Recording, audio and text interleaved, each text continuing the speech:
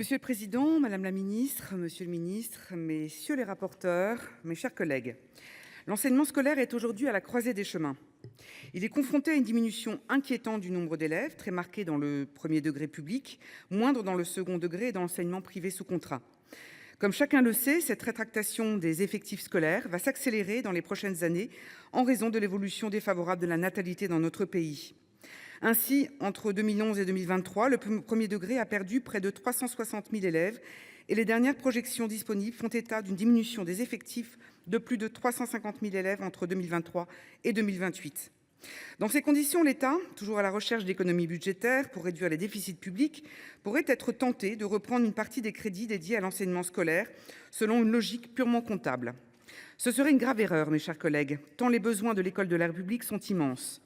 Pour redresser les résultats objectivement mauvais dans les matières fondamentales, mathématiques, français, pour satisfaire les objectifs de l'école inclusive, pour permettre à nos enseignants et à nos AESH de percevoir une rémunération décente, pour répondre aux défis de la ruralité et de la fermeture des services publics et plus largement pour tendre vers une égalité des chances effective, quel que soit le lieu de résidence des élèves, les moyens d'éducation nationale doivent être sanctuarisés.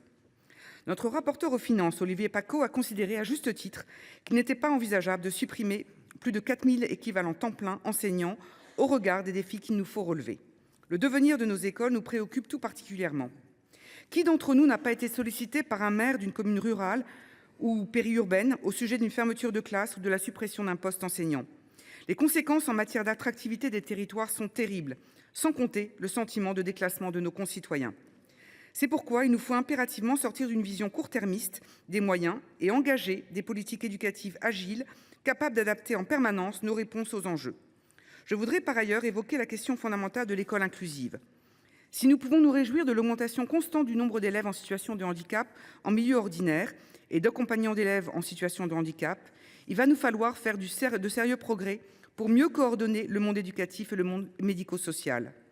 Les pôles inclusifs d'accompagnement localisés n'ont objectivement pas constitué une réponse suffisamment pertinente et efficace pour favoriser la scolarisation des enfants handicapés.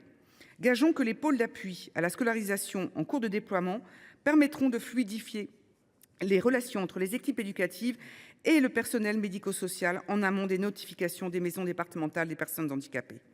Concernant la prise en charge des enfants handicapés pendant la pause méridienne, qui incombe désormais à l'État grâce à l'action énergique de notre collègue Cédric Vial, ces conditions de mise en œuvre doivent être précisées rapidement.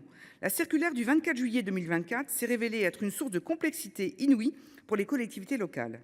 J'invite donc le Gouvernement à prendre toute la mesure des difficultés d'application sur le terrain. Enfin, je souhaite exprimer mon inquiétude au sujet de la médecine scolaire.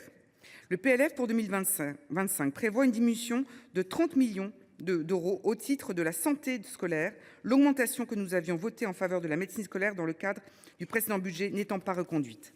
Mes chers collègues, nous savons que la santé psychologique de nos jeunes ne cesse de se dégrader au point que la santé mentale a été érigée en grande cause nationale en 2025. Les médecins titulaires et contractuels en activité sont trop peu nombreux. La démographie médicale a fortement décru entre 2017 et 2021 et les départs à la retraite vont s'accélérer dans les 2 prochaines années. Dans mon département, l'Essonne, la situation n'est guère reluisante avec un peu moins de 14 postes équivalents temps plein pourvus sur 36. Et pourtant, le nombre d'élèves à prendre en charge ne cesse d'augmenter. J'en appelle au bon sens et à la mobilisation générale. Pour garder les médecins titulaires à leur poste, il est urgent de réévaluer leur grille indiciaire et de redéfinir rapidement des missions et des objectifs de santé qui ont du sens et qui sont réalisables.